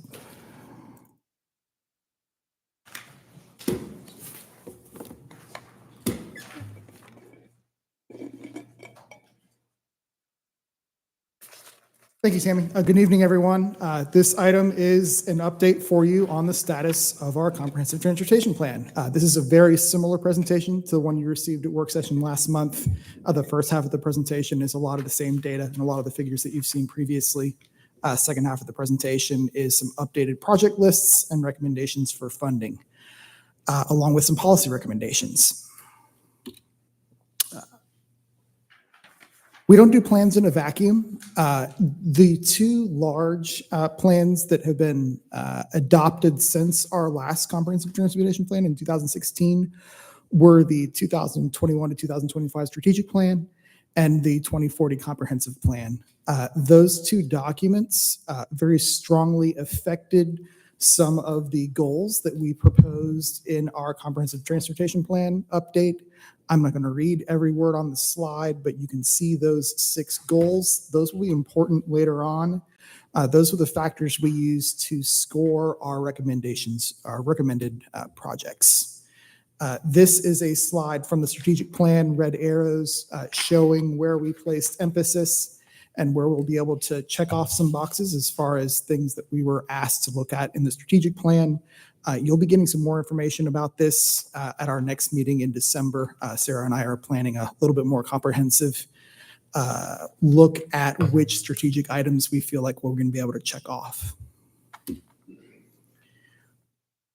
These next 2 slides, map on the left shows you a relative look at where traffic grew faster than what we expected from 2016 and where traffic did not grow as fast as what we expected in 2016. You'll notice a little bit of a trend with the red dots being towards the southern half of the city and the green dots being towards the northern half of the city. That basically represents traffic grew faster the farther south you went.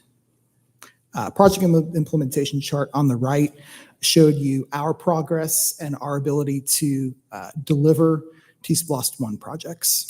I'm not going to go into every single map on the page. This is some of our existing conditions analysis we looked at in the plan, looking at population density. We looked at average delay per driver at the intersections on the top right, a crash heat map on the bottom left, as well as a look at zone trips made by walking in the bottom right. Public input was a big lift on this effort. We did many different things, newsletters, social media, several surveys. We held 4 focus group meetings with volunteers from the city, focused on the Crabapple area, the Deerfield area, the bike pedal community, and HOA leaders. We had several in-person intercepts. Picture on the right you see there is that the farmers market several months ago. We were also at Crabapple Fest. We were also at a Cambridge High School football game last month. Several online surveys, got a lot of impact, a lot of input. I think over 500 entries on our survey. These next 2 pictures are a summary of some of the input we got from that, some of the data we got from that input from residents. Looking at our 6 goals from the beginning of their presentation, ranking those 6 as far as which they thought were more important than some others, as well as an analysis, an exercise that we did for them to take $1 or take $100 and decide of that funding how they wanted to allocate it to specific types of projects. You'll see the 2 most popular there on that pie chart on the bottom right were improving intersections and improving infrastructure for riding bicycles. Next 2 maps, top map on the left shows you where residents were proposing projects and proposing improvements, as well as on the right where those projects were as far as if they were transit or more bike ped focused. This slide's really important. This directs what you're going to see in the following slides. We had to make some assumptions for our financial framework for our T-SPLOST 2 list. So this matches what this body approved in 2021. Level 1 represents the T-SPLOST 2, which is the funding cycle we're in right now that was passed and started collections in early 22 and will go through 2026. The recommendations from Fulton County and the I don't want to call them rules, but the guidelines that the cities have followed since T-SPLOST 1 was to take tier one and program that at 85% of the projected revenue that the economists predicted we would receive over the next 5 years, and tier two being the remaining 15%. So we were expecting over 5 years for T-Splost 2, Milton would collect 36 million in T-Splost, with 30.6 being tier one, 30 and 5.4 being tier two. Fulton County also recommended to program some projects for tier three. We're showing that in level two at the bottom, but those would be projects that if we were to deliver the entirety of tier one and deliver the entirety of tier two, those would be the projects we would move on to and look for. At this time, to my knowledge, not a single city got to their tier three in T-Splost 1. We're not anticipating that happening, but we have a plan just in case it will. Based on our track record in T-Splost 1, based on how our revenue is coming in, we are confident that we'll be able to start some of the tier two projects, just like we did in T-Splost 1. However, it's uncertain that we'd be able to construct all of the tier two projects for T-Splost 2. This next slide shows you how that 30.6 and that 5.4 are divided up into set-asides and individual line items. The set-asides are buckets or programs that we use to be a little bit more flexible to meet the priorities that your guidance and our residents' guidance are telling us they want to see projects for, but we need the flexibility to keep them a little bit more vague than an individual project. So for example, for tier one of that 30.6 million, you'll see 14.1 in program set-asides and 16.5 in individual line items for projects. I'm not going to read the rest of the numbers, but you can see how that math works. How did we select projects? You've heard me talk about the universe of projects before. This is every idea that we've ever looked at in any plan up to date, as of today. We talk about the previously planned projects. We look at new projects based on where our technical analysis is pushing us towards. We also receive new projects from public input, from you, from residents, from people that take our surveys. And we also have a small, not discretionary, a small input from staff. There may be something on our radar that we've heard about in past meetings that aren't being necessarily included in the public input, but we've heard them previously, and we try to interject those as well. How do we score those projects? The goals you see on the left of the screen, we took those 6 goals and we defined measurable data and numbers. We're engineers, of course, we like numbers. We looked at, again, each of those goals. We tried to narrow it down into something that we can score against. Not that scoring is 100% the reality. We always want to make sure that we're not just only trusting the scoring. We want a little bit of oversight from you and from the residents, but we very much wanted to be data-driven in the analysis in this project list, wanting to try and make sure that the projects that are scoring well in these goals are part of our recommendations to you. So here's level 1 short-range draft project list. This is some projects that are already underway that we've funded from 2021 up until now, usually in the design phase. Some of this funding is building some of those projects that have already started.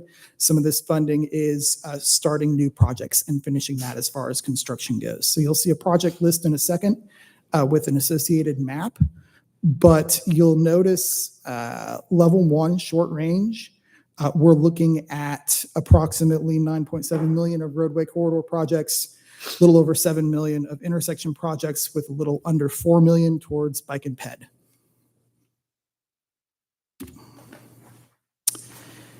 These next 2 pictures are the maps of what we're recommending for level 1. This basically, and I'm going to jump out of the presentation at this point and show you something that is important.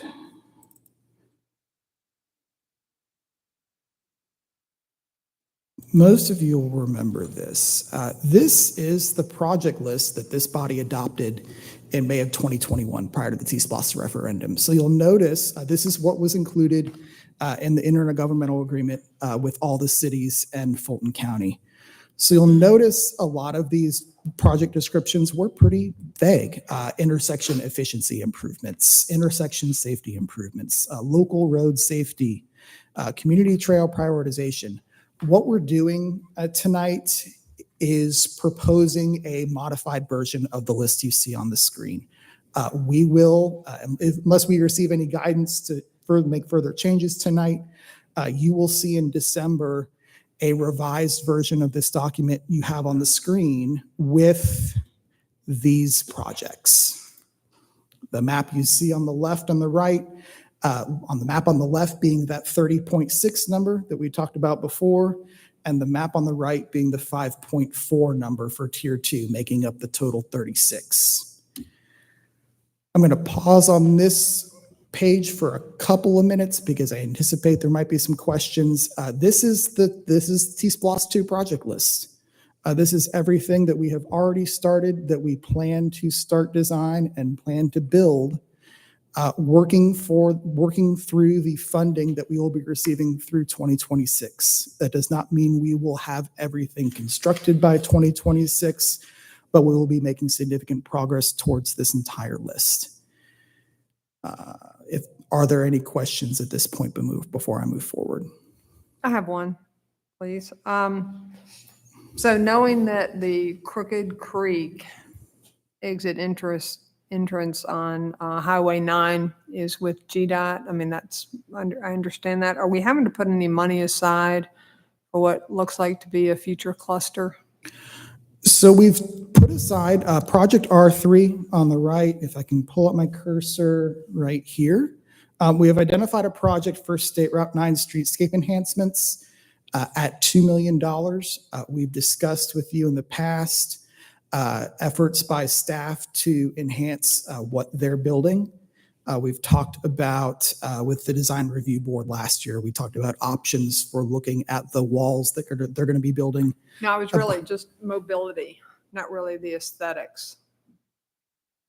Yeah, because you have to go right to go left, and you have to go pretty far to swing back. And the last design I saw for Crooked Creek actually has a median break at Crooked Creek, but there is not a traffic signal there. So you're still going to be able to there's no left. roundabout, right? Correct. There's not a traffic signal. There is not a roundabout, but you'll still be able to make lefts in and you'll still be able to make lefts out.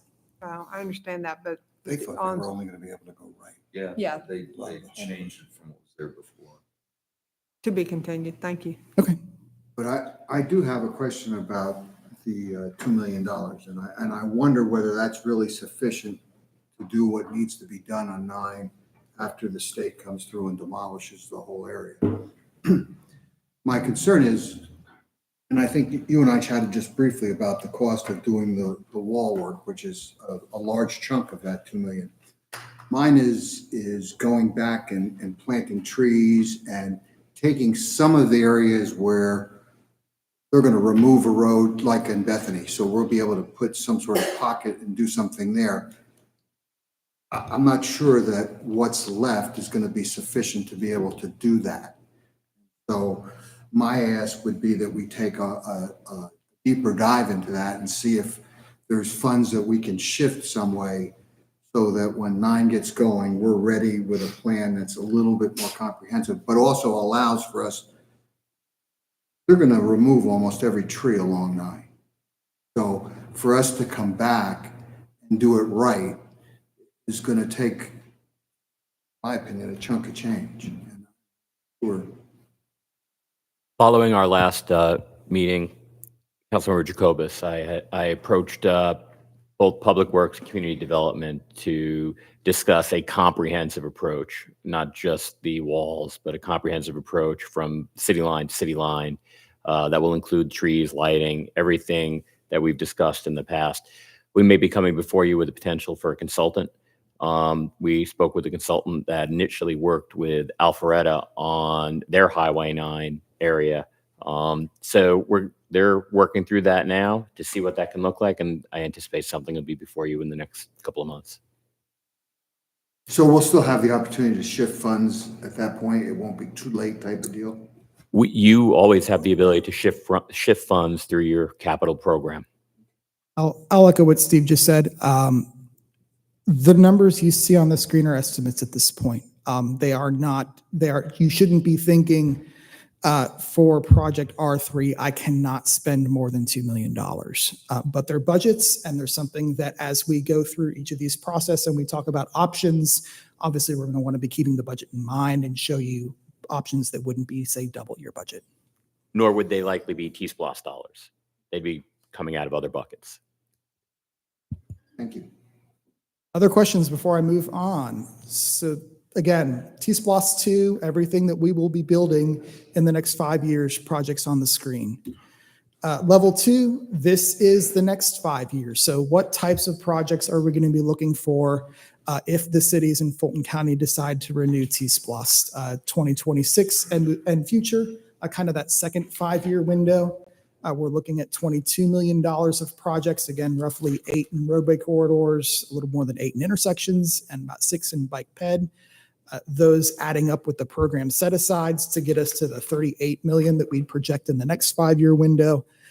The maps you see on the screen, left being the remaining 15% that what were to happen, 100 to 115% of collections from T-Splosh 2. Those would be the projects we'd be looking at.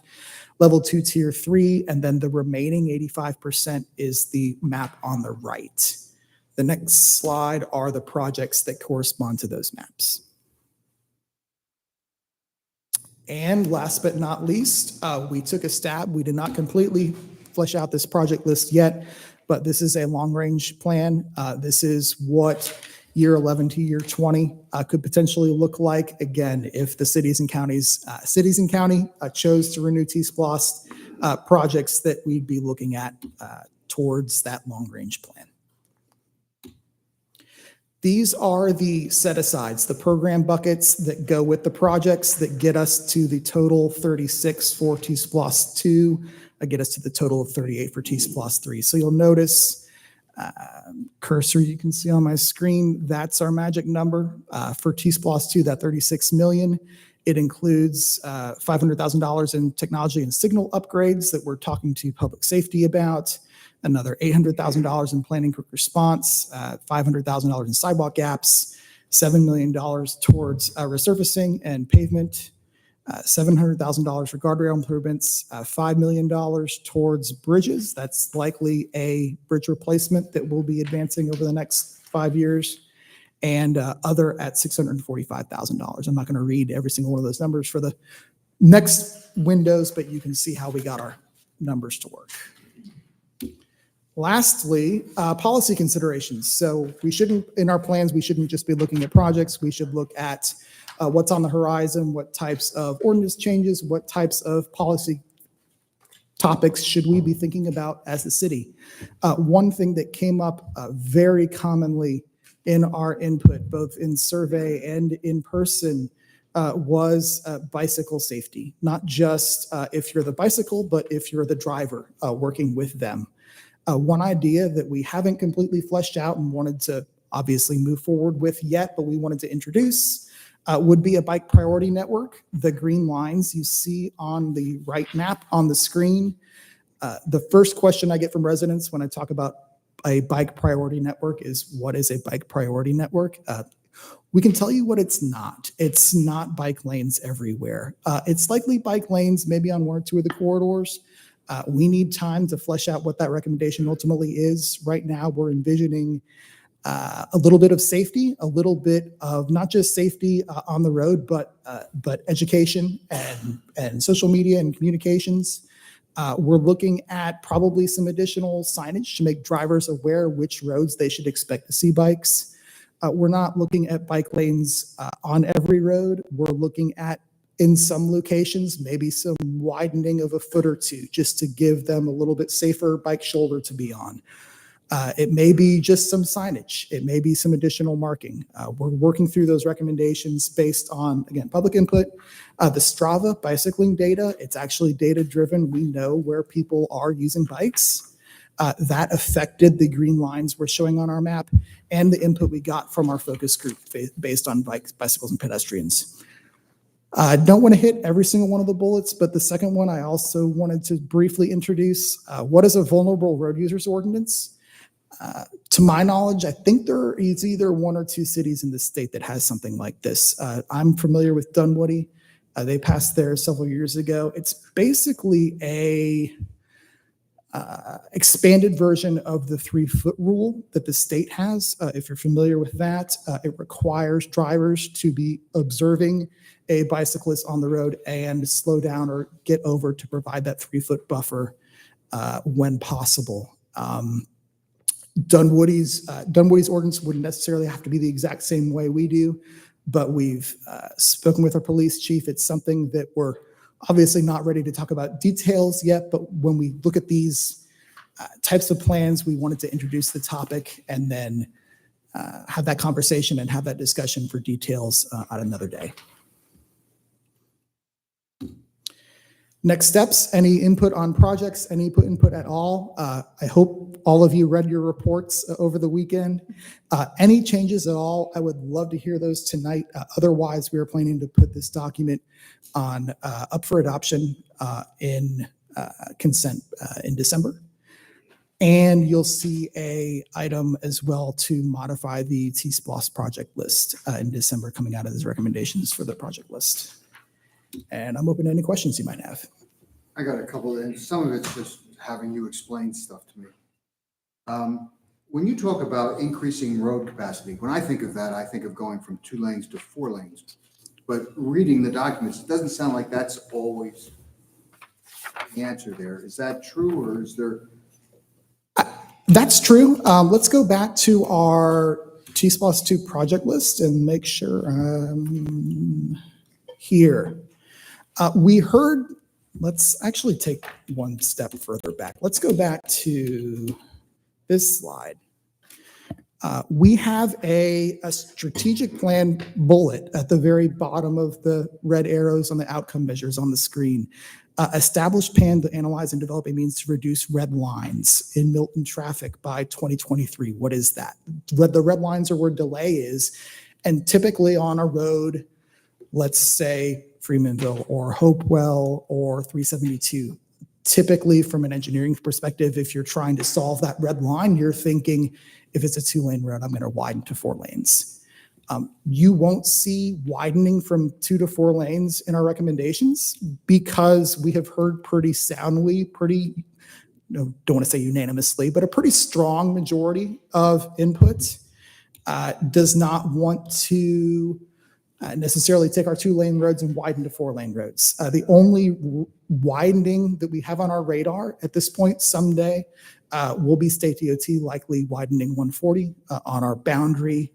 I can't see widening in our project list either in T-SPLOS 2 or T-SPLOS 3 anytime soon.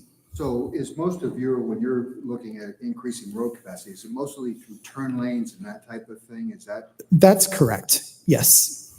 So you're dispersing it. We're trying to give, as best we can, we're trying to give people multiple ways to get from point A to point B, not just widening the collector or widening the art trail, trying to give them 2 or 3 or 4 options. The other question I had was with the state, the state takes certain action that you really don't have any control over. For example, adding the interchange on 400, which is going to dump over to Morris Road.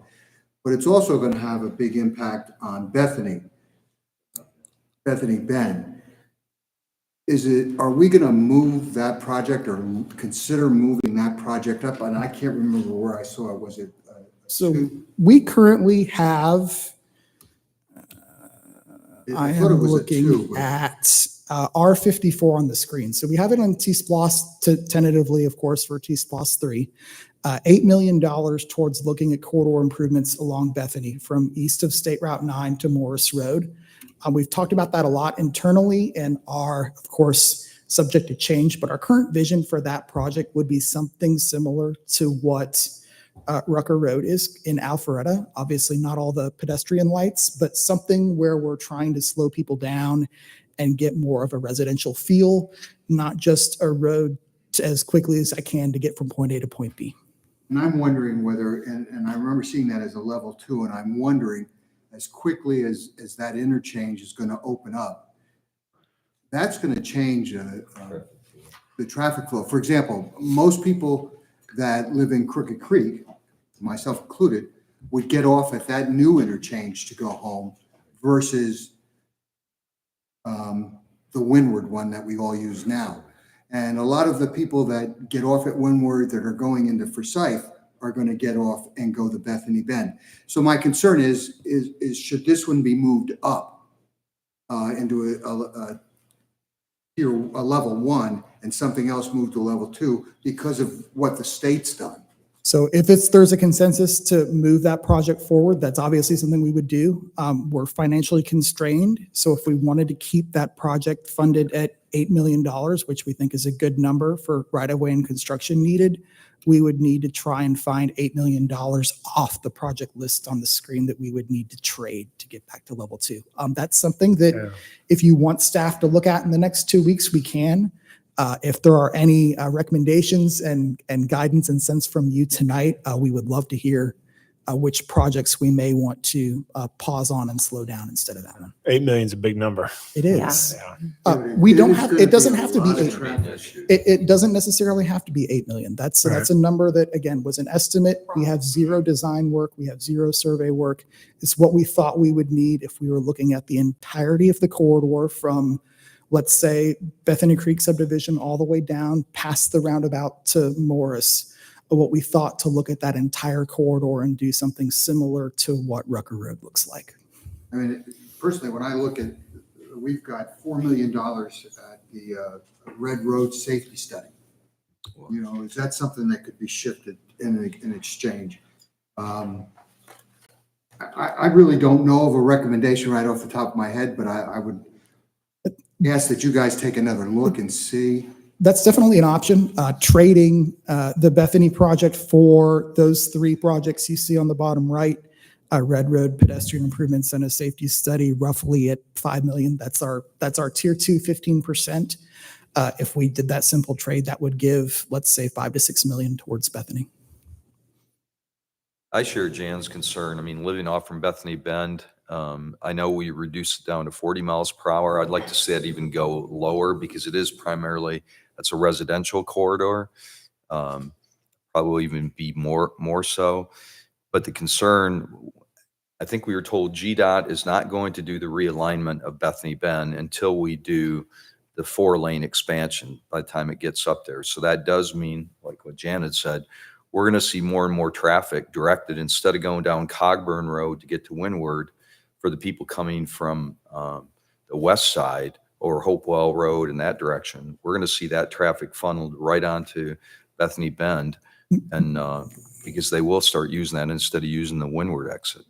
Given that the interchange is now a couple of years under construction, and given that the State Route 9 project hasn't started yet, I agree. We're likely going to be in a situation in a couple of years where the interchange is open and pouring those cars into Milton, and we won't have those offset intersections on 9 to help alleviate that. I completely agree.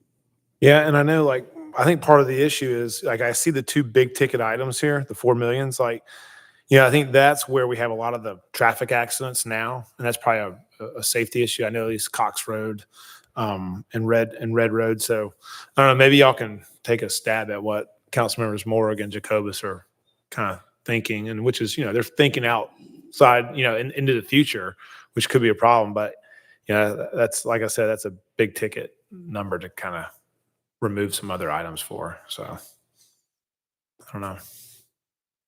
We'll take a look. We'll do our best. Yeah. Thank you. Thanks. And no other questions? Anything else? Thank All right. you. Y'all are going to be busy. Appreciate it. We are. Yep. Okay, so are we done with presentations? We I are, know. sir. All right, so there's no first presentation items. We'll move on. Well, the public hearing will be is deferred to December 18th, so no action required on there.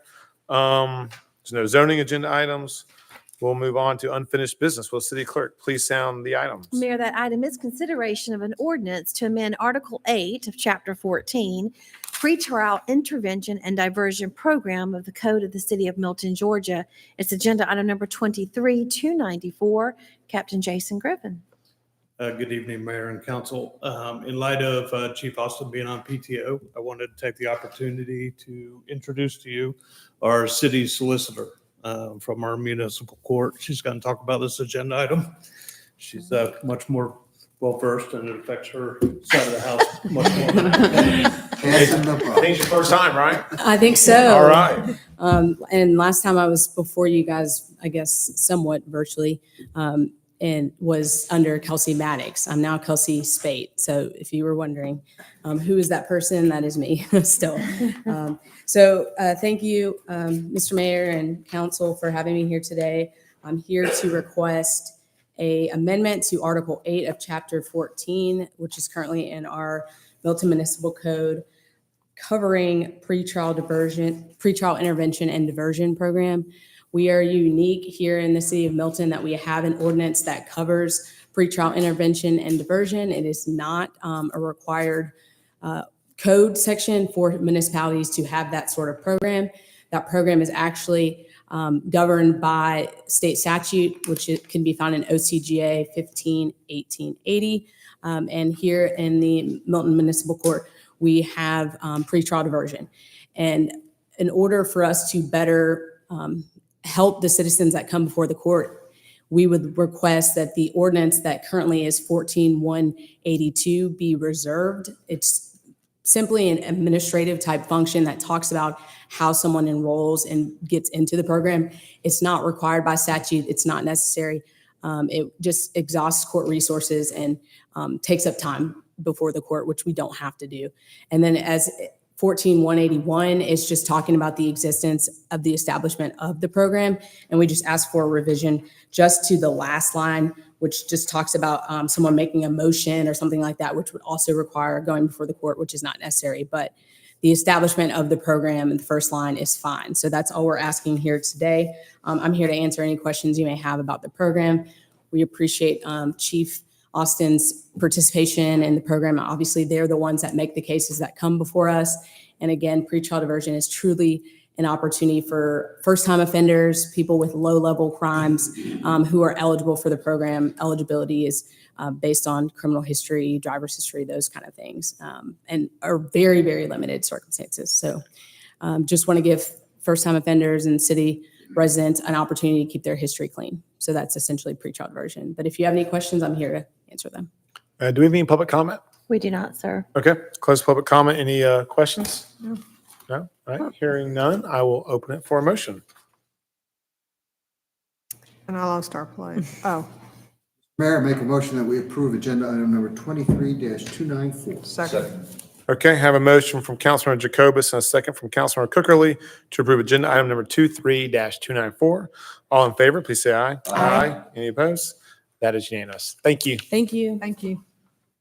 Okay, we will move on to new business. Will the city clerk please sound the item? That new business item is consideration of a resolution of the City of Milton, Georgia, declaring the results of the November 7th, 2023 municipal general election. It's agenda item number 23-305. Mr. Stephen Krokoff.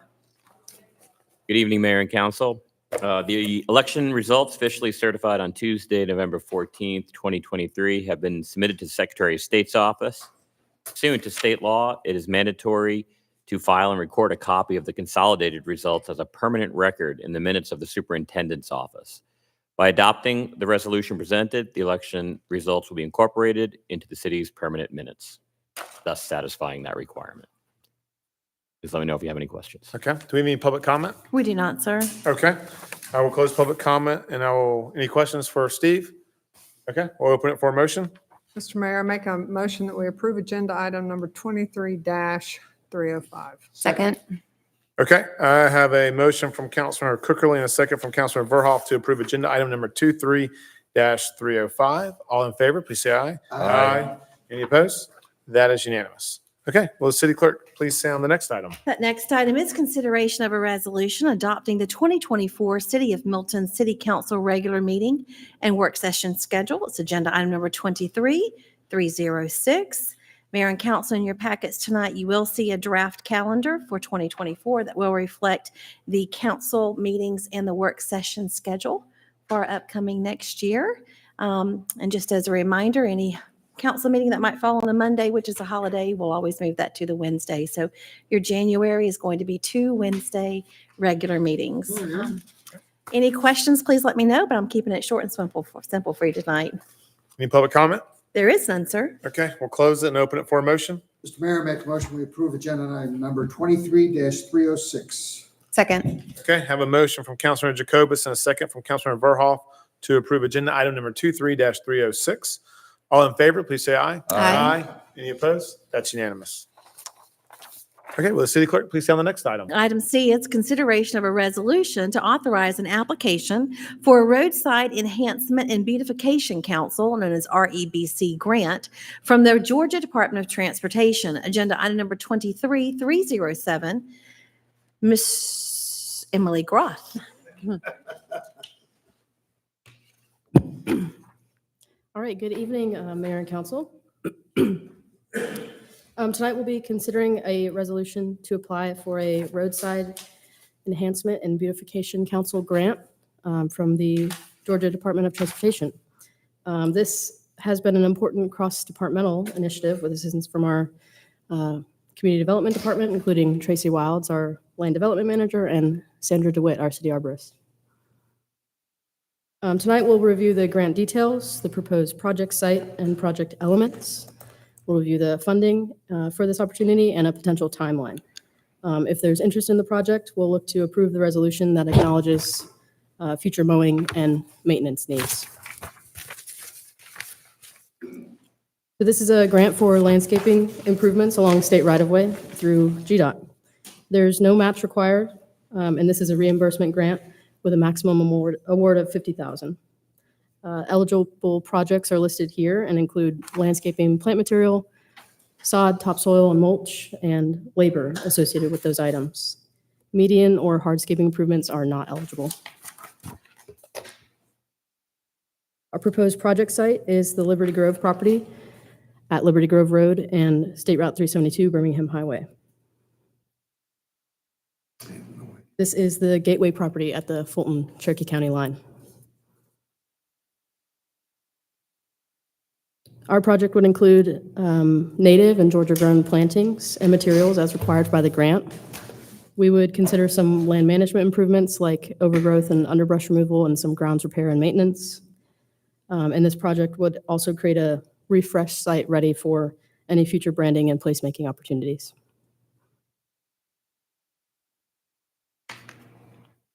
What you see here is the property survey with the project area highlighted in blue. Staff is still finalizing the proposed plantings and landscape design. We just know that we'll stay out of the visibility, the clear zone, and set the items deeper into the property and create a nice gateway space as you come into Milton. So in addition to this grant opportunity, we have city funding for some of the ineligible items, like those hardscape improvements and some supplemental landscaping. This was a 2023 initiative allocating $30,000, and the grant would fund the traditional landscape materials and labor at a maximum of $50,000. The application consists of these items listed here: the project description, a map, a site analysis, an initial preliminary landscape drawing, some cost estimates for the project, and a long-term maintenance plan. Our next steps would be to complete the application by December 1, and we would expect award by summer of 2024. And I'm open to any questions. It's good stuff. Thank you, Any Emily. questions for Ms. Emily? Councilman Jacobus? Why'd you choose this site? Well, it's a good one that we own the property right off of the state right-of-way. This grant is only open to state-owned thoroughfares, so we own the right-of-way off of it, and we own the property directly adjacent to the right-of-way, so Okay. it can just feed into it directly. Thanks. Do we have any public comment? We do not, sir. Okay, I will open it for a motion. Mr. Mayor, I make a motion that we approve agenda item number 23-307. Second. Okay, have a motion from Councilmember Cookerly and a second from Councilmember Morg to approve agenda item number 23-307. All in favor, please say aye. Aye. Any opposed? That is unanimous. The Thanks, city Daniel. clerk, please stay on the next item. Item D is consideration of a blanket right-of-way acquisition approval for the Bethany Road at Providence Road Roundabout Project. Agenda item number 23308. Engineering Project Manager, Mr. Rob Del Ross. Thank you, Tammy. Good evening again, Mayor and Council. I do not have a presentation for this item, but I wanted to show you two graphics. This is an update for you on the status of the roundabout at Bethany and Providence. We have about 70% design complete. We're getting ready to start right-of-way acquisition. We have all the appraisals in. The map you see on the screen is a little bit rotated, kind of difficult to get your sense, but parcel 1 is the city-owned green space property on the southwest corner of the intersection. Parcels 2 through 6 you see numbered on the screen are privately owned. You see here list parcel 1 through 6 with easement and right-of-way areas that we need to acquire to build the project. Interesting note about this project, a little bit different. Parcel 1 is city-owned, purchased by Green Space. That will be a reimbursement to the Green Space Fund, similar to what we did at Freemanville, Birmingham. Parcels 2 through 6, we took into account trying to balance impacts for all 5 of those remaining parcels. So some of them have homes that are relatively close to the street. Some of them, parcel 4, home is significantly farther away from the street. So we tried to ultimately balance not wanting to inconvenience one parcel owner more than the other. With this approval tonight, we are asking for a blanket right-of-way amount of $299,200 to go towards acquisition of the 6 parcels. We're all up here trying to figure out which one is the green space again? Number 1. Parcel 1. Yes. So actually, let me see if I can rotate this. That's a little bit, actually.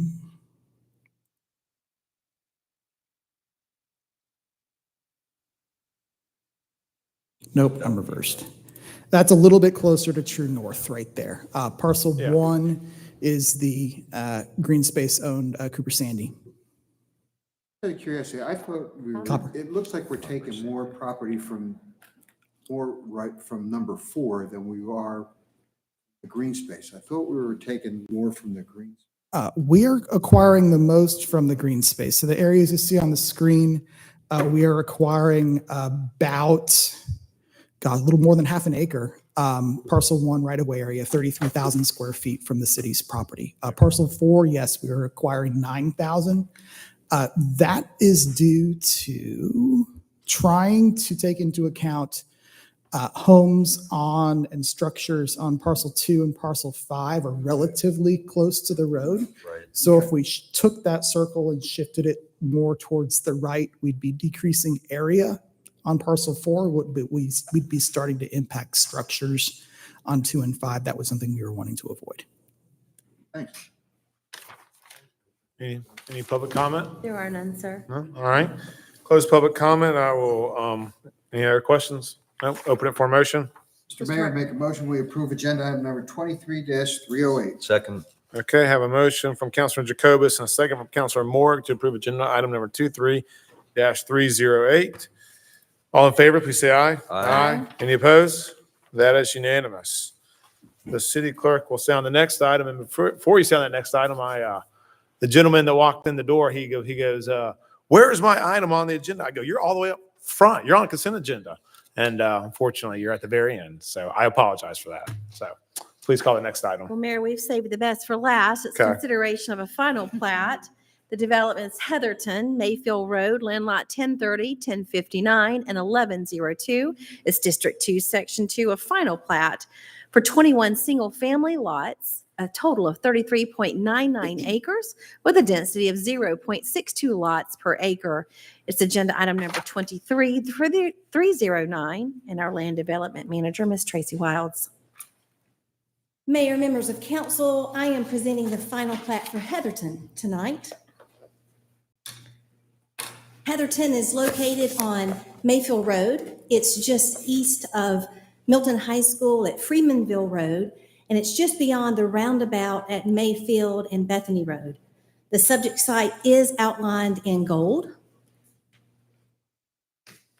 This is our sewer expansion map from our GIS system. It does identify the subject site in red, but you will see that the limits of the sewer expansion do bisect the property on the south side. That's identified in the striped arc area. The entire site plan for Heatherton is in the upper right-hand corner, identified in red. It is 21 acres, 21 single-family lots, my apologies, across 33.99 acres. The red front section of the development is been enlarged so that you can see the existing limits of sewer expansion, arc, which is identified in yellow. And of the 21 lots, 11 are eligible for sewer expansion. One caveat for eligibility is that the entire lot must be within the limits of the sewer expansion. So lot number 7, 8, 15, and 16 would all be septic. Similarly, the rear site plan, highlighted and enlarged, shows the remaining septic lots. It also identifies the common detention and water quality pond area that encompasses 6.64 acres. And at the end of the cul-de-sac is the common mail kiosk for the development. A few site pictures of the development. They are in the middle of completing landscaping now. We do have representatives from the development, should you have any questions, and we're welcome to take those now. Okay, do we have any questions for staff? Councilmember Morton? Yeah, just a question. I know whenever we have a major subdivision where we require a rural view shed, is that something that's going to be here? Because it seems like we've taken everything out right up to the little monuments and the fence. We do. There is a substantial landscape plan going back in. So that area, there was a lot of underbrush. There was some trees to the east of that site, predominantly pines that we're taking out, but they are in the process of vegetation now. The right-of-way itself, the road, so anything beyond that roundabout is Alpharetta. So at the property line and beyond, obviously, is Milton.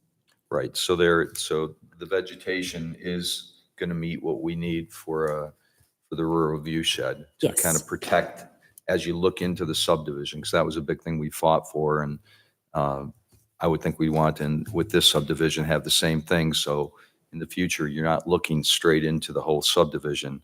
You actually have more of a shelter along the front. That's correct. There is a substantial amount of vegetation going in. So there will be a buffer along the entire frontage. Any other questions for staff? Any public comment? There are none, Okay, I'll close public comment and open it for a motion. Ms. Mayor, I make a motion that we approve agenda item number 23-309. Second. Okay, I have a motion from Councilmember Verhoff and a second from Councilmember Jacobus to approve agenda item number 23-309. All in favor, please say aye. Aye. Any opposed? That is unanimous. Thank you. Okay, any staff reports? Or no, any mayor and council reports? No, nothing to report on. Council have anything to report on? No? All right, any staff? All right, with that, we will adjourn to executive session to discuss personnel, land acquisition, and potential litigation. Do I have a motion? So moved. Second? Okay, that's Morrig and Verhoff. All in favor, say aye. Aye. Any opposed? That's unanimous.